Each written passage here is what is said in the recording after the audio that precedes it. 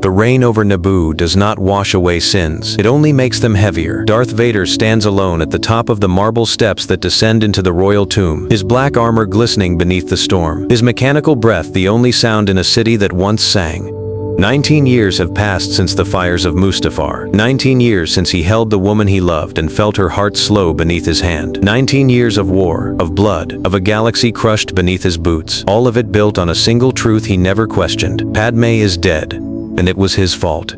He has come back for no reason he is willing to name. Perhaps the machine that breathes wanted proof. Perhaps the scarred man beneath it wanted punishment. Perhaps, in some buried corner of himself that the Emperor never found, the boy from Tatooine wanted to say goodbye. The tomb doors recognize no one anymore. The royal house of Naboo is gone, its queen's memories, its senators' ghosts. But the doors open for him anyway, because there is no lock in the galaxy that survives the dark side of the Force. Vader descends.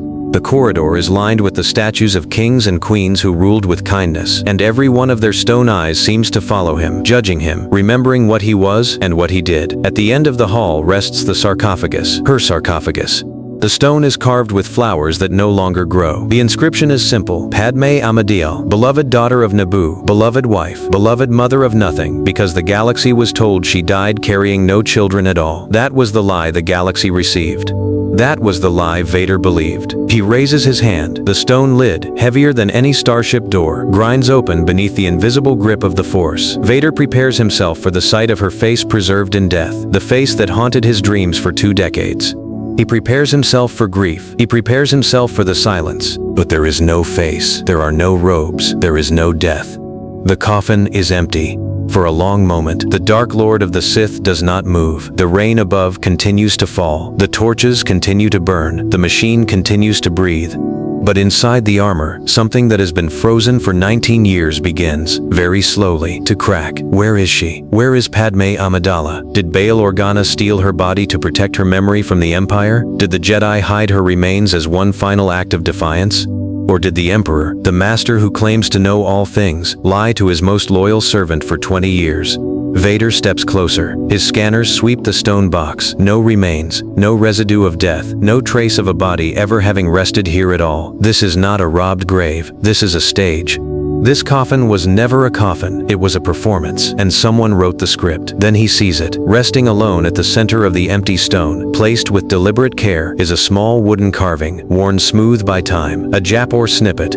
The gift of a slave boy on Tatooine, given to a senator who smiled at him like he was someone. Anakin Skywalker carved it with his own hands. Padmé Amidala wore it for the rest of her public life.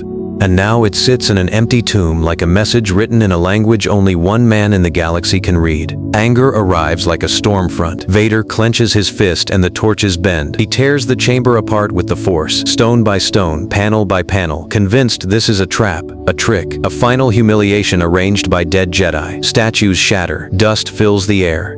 But beneath the floor of the sarcophagus, his power finds something the explosion of his rage was meant to reveal, as if the tomb itself had been waiting for him to lose control. A hidden panel, a small silver cylinder, not a weapon, a holocron, encrypted with a code that is not Jedi, not Imperial, not senatorial, a code of 6 numbers. The day a slave boy won a pod race. The day a senator looked at him and saw a person. Bind on, Hudgend and... Vader holds the cylinder in his black glove for a long time. His gauntlet could crush it. His saber could melt it. His master would order him to destroy it without listening, because the dark side feeds on certainty, and this cylinder is doubt. But doubt is the one thing the Emperor never trained out of him. Doubt is the scar that never healed. He activates the device. Blue light floods the ruined tomb. The hologram flickers, steadies, and resolves into a face that stops the machine's heart for half a second. It is not Bail Organa. It is not a Jedi. It is not Palpatine. It is Padmé, older than he remembers, tired in a way he caused, but alive in the recording in a way that rewrites 19 years of history in a single breath. The hologram cannot see him. The hologram was recorded long ago, on the night she believed the monster would one day return to this tomb. And she speaks to that monster. She says that if this device has awakened, then the darkness has consumed him completely. Then the Anakin she married is truly gone, and only the machine remains. She says she is not speaking to her husband. She is speaking to the thing her husband became, because only that thing would ever have the power and the grief to open this stone. And then the hologram tells him the truth that shatters the Sith Lord to his core. Into them. She never died on Polis Massa. The trauma of Mustafar broke her body. Her heart stopped. The medical droids pronounced the end. But Bail Organa, who loved her as a sister and feared the Emperor as only the wise fear him, ordered the droids to keep working. For 3 days her heart did not beat, and on the 4th day, it beat again. She woke into a galaxy where her husband had fallen, where the Republic was an empire, where the Emperor would one day use her as a leash around the neck of his new apprentice. So she made the hardest choice a mother can make. She let the galaxy mourn her. She let the coffin close empty. She let her name become stone, so that her children, his children, could live in secret, beyond the reach of the dark. Beyond Danan. The hologram flickers, and her voice softens into something worse than anger, something final. She says she is alive. But she is no longer his wife, and he is no longer her husband. The man she loved died on Mustafar, and she buried him in her heart long before the galaxy buried her in stone. If the machine before the hologram ever truly loved her, it will leave her in the dark. It will let her live in peace. It will never come looking. The blue light dies. The tomb returns to rain and silence, and Darth Vader, who has strangled generals and burned fleets, stands perfectly still over an empty coffin like a child who has just learned what the word forever means. The tragedy is not that he killed the woman he loved. The tragedy is sharper than that. He surrendered his soul. He slaughtered the Jedi. He burned the galaxy to the ground. He traded his name, his face, his skin, his dreams, all of it, to gain the power to save her, and she survived without him. She survived because of his absence, not his power. Every atrocity he committed to protect her was the very reason she had to be protected from him. The dark side promised him love. It delivered only ownership, and ownership, he finally understands, was never love at all. Memory arrives uninvited. Mustafar, the black sand, the words he hurled at her like knives, the way her eyes changed when she realized what he had become. He remembers believing, with total certainty, that he was saving her. He remembers the fire taking him, and thinking, as he burned, that at least she was safe. That at least his love had meant something. 19 years he carried that pain like a relic. 19 years he fed it to the dark side and called it fuel. And all of it, all of the rage, all of the grief, all of the empire of pain he built on top of her grave, was built on nothing. On an empty box, on a lie told by a woman trying to protect his children from their father. Then the question arrives, cold, precise, dangerous. If she is alive, where is she? The holocron is not finished with him. As the final frame of her image dissolves, a star map burns into the air. Not a destination, a fragment. A single world on the edge of the mid-rim, a world of lakes and low hills, a world so small and so irrelevant that the Empire has never bothered to map it properly. No name, no coordinates beyond a orbital shadow, just a place where the recording ends and the choice begins. She told him never to come looking. The map tells him exactly where to look. It is the cruelest gift he has ever received. It is her sister's doing, perhaps, or Bail's, or perhaps it is Padmé herself, knowing in her bones that the monster would never obey, and leaving him the truth anyway.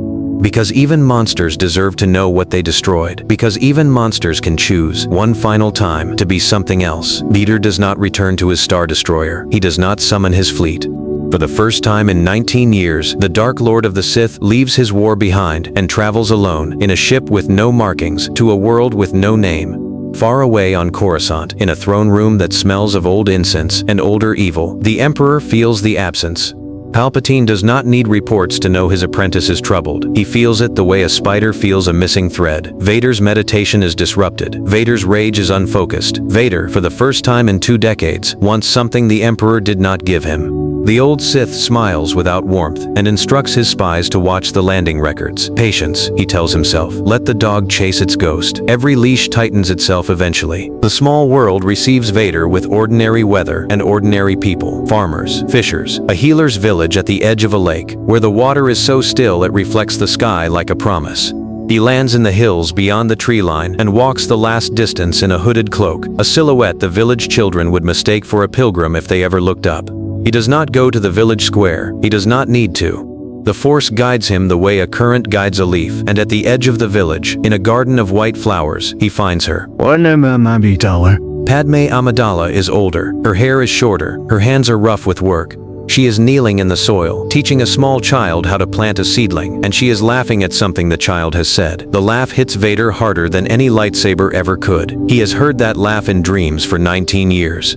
He has built an empire on the silence where that laugh used to be, and now it is here, real, warm, alive, in a garden at the end of the galaxy, belonging to a life that has no room in it for him. He stands in the shadow of the tree line and watches. He watches her work. He watches her rest.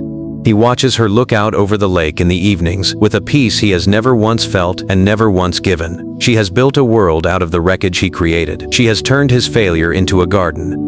And he understands, with a clarity the dark side never offered him, that the boy who promised to free her finally can, not by taking her back, by leaving her alone. Then the child runs to her, and Vader's hand moves toward his saber before his mind can stop it. The child is small. The child is the right age. The child has her smile. For one terrible second, the Dark Lord of the Sith believes he is watching his own son, hidden in a garden, laughing at the edge of a lake. The Force surges. The air grows cold. The child looks up, feels the shadow, and hides behind Padmé's legs like any child would. And Padmé, without turning, without fear, raises her eyes to the tree line. She does not see a pilgrim. She sees him. She has always known he would come. Her face does not change. She simply places her hand on the child's head, gently, deliberately, and the message crosses the garden without a word. This child is not yours. This life is not yours. You are a ghost. Act like one. The child, the holocron will later confirm through Bail's encrypted records, is an orphan of the Clone Wars, one of 1,000 she has taken in. The twins are elsewhere, safe, secret, growing up under different skies with different names. Luke on a desert world, dreaming of ships. Leia on a green world, learning to lead. Their mother watches over them from a distance through channels Vader will never be allowed to know. She is not hiding from motherhood, she is guarding it from him. Night falls over the lake. Vader does not sleep. He stands at the edge of the water and weighs the two futures in his hands like blades. In one future he takes her. He has the power. He could burn this village, this world, this entire quadrant, and no one could stop him. He could lock her in a palace of black glass and call it love, the way the dark side has always called possession love. In the other future, he walks away. He leaves her the garden, the lake, the orphans, the peace. He leaves her the one thing he never had and never gave, freedom.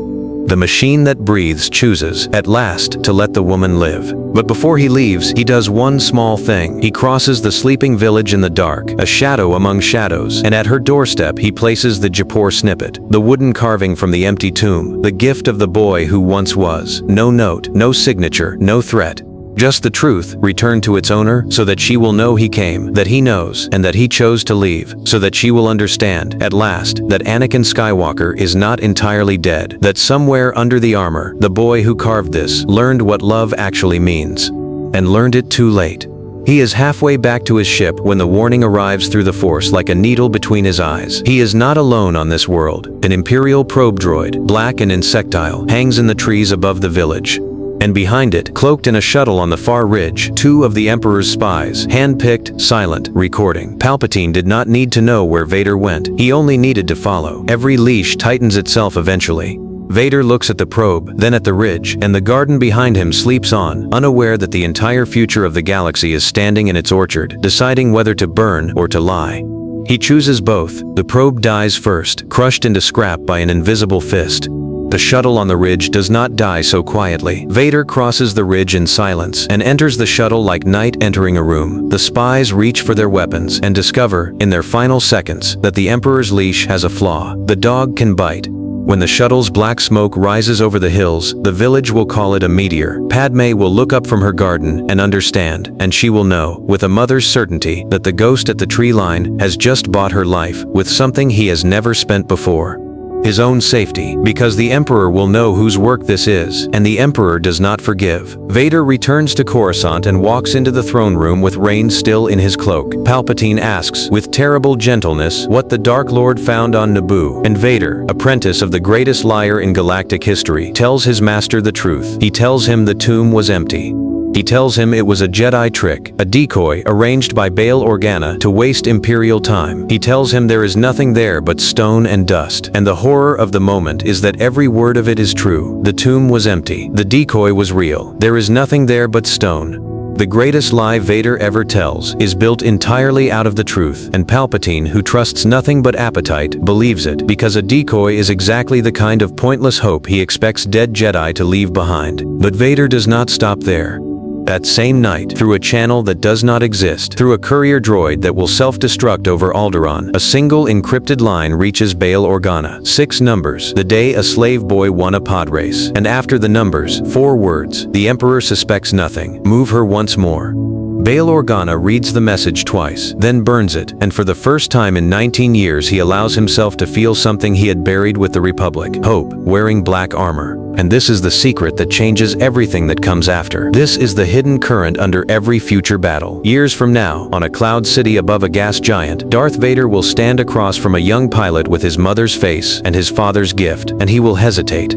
The galaxy will call it strategy. The Force will know it as memory. Years from now, when the Emperor commands him to destroy his own son, the machine that breathes will remember a garden, a lake, a laugh, and a woman who chose peace over possession. And on that final day, above the forest moon of Endor, when the lightning falls and the Sith Lord becomes a father again, the choice will not be sudden. It will be the ending of a decision made quietly, in the dark, at the doorstep of a sleeping village, by a monster who learned to love the way the boy once promised, by letting go. Vader returns to Naboo one last time before he leaves the quadrant forever. He enters the ruined tomb. He closes the stone lid over the empty coffin, and with his own hand he carves a new line beneath her name, a line no historian will ever be able to explain. Here lies Padmé Amidala. She was free. Then he seals the tomb, declares the site under Imperial quarantine, and posts a permanent guard with orders to let no one enter, ever, for any reason. The galaxy reads it as the Empire desecrating another shrine. Only one man in the galaxy knows the truth. The Empire is not guarding a tomb. The Empire is guarding a promise. The rain over Naboo finally stops, the clouds break, and for one brief moment, light falls on the sealed stone, like a hand resting gently on a shoulder. The boy who promised is gone. The machine that breathes remains. But somewhere at the edge of the mid-rim, in a garden of white flowers, a woman is alive, and free, and laughing, and that, at last, is enough. If you want to know what happens when the Emperor finally uncovers the lie, and turns his fleet toward a world of lakes, the truth does not arrive with an explosion, it arrives with a whisper. Deep beneath the Imperial Palace, a dying spy's final transmission plays for the second time, a fragment of static, a black shuttle burning on a nameless ridge. And 6 numbers, repeated by a courier droid that self-destructed over Alderaan. The Emperor listens to the numbers the way a surgeon listens to a heartbeat, and then he smiles without warmth, because 6 numbers are never random. 6 numbers are a date, and a date is a door. Palpatine opens every door. He uncovers the quarantine on Naboo. He uncovers the empty tomb. He uncovers the fishing ships that fled a world of lakes in the night.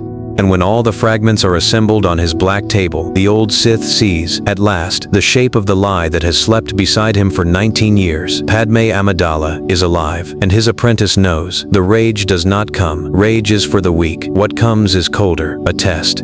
He summons his apprentice and gives the order with terrible gentleness. The fleet will burn the Garden World, but the Dark Lord himself will give the order. Burn her sky, Lord Vader, or burn your own mask. Vader does not hesitate. Hesitation is a language the Emperor reads fluently. He bows, he accepts, he leaves, and in the silence of his meditation chamber he spends every hour until the fleet arrives on a single message. 6 numbers, 4 words. The Emperor knows everything. Move her now. On Alderaan, Bail Organa reads the transmission in the middle of the night and does not ask how, does not ask why. He simply opens the doors that were built for this exact night, and on the world of lakes, the village of white flowers empties in silence. Fishing ships rise disguised as cargo, healers become crew, orphans become cargo lists, and Padmé Amidala is the last to leave. She stands at the ramp and looks back at the tree line one final time, at the shadow that once stood there, and she does not hate it. That is the cruelest thing of all. She does not hate it. Before the fleet arrives, Vader walks the empty garden one last time. The soil is still soft where she taught a child to plant. The lake is still, and on the gate, tied with a string of woven grass, hangs the Japper snippet, returned. Not as a weapon, not as an accusation, as an answer. The boy who carved it is gone, the woman who kept it is free, and between those two truths she has left him the only thing she can still give: forgiveness. The machine that breathes closes its fist around the wooden carving, and the fist does not crush it, and that small mercy is the entire history of Anakin Skywalker in one gesture. The fleet drops out of hyperspace like a held breath finally released. Star destroyers darken the sky, and on the bridge of his flagship Vader stands before a hologram of his master, while the galaxy holds its tongue. Below him, the sensors report the village empty. Of course it is empty. He emptied it, but the Emperor does not need an empty village.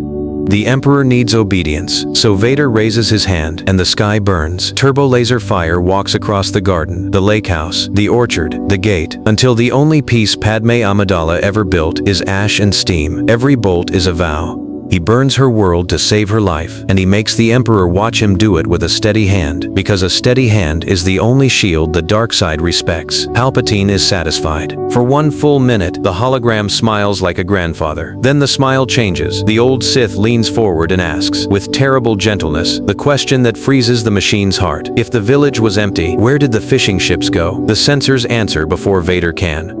A scattered trail of civilian vessels, fleeing in every direction, all of them converging, eventually, on one loyal world, Alderaan. The Emperor's eyes glitter like wet stone. "Bring me the Senator," it says, "and while you are there, Lord Vader, watch his daughter." The transmission ends. Vader stands alone in the burning sky above a dead garden, and for the first time in 19 years he understands what the leash truly is. It was never around his neck, it is around everything he loves. The Emperor has just pointed his fleet at the one world where his daughter sleeps under a borrowed name, and the man who must lead that fleet is her father. If you want to know what happens when Vader stands between the Emperor and Leia,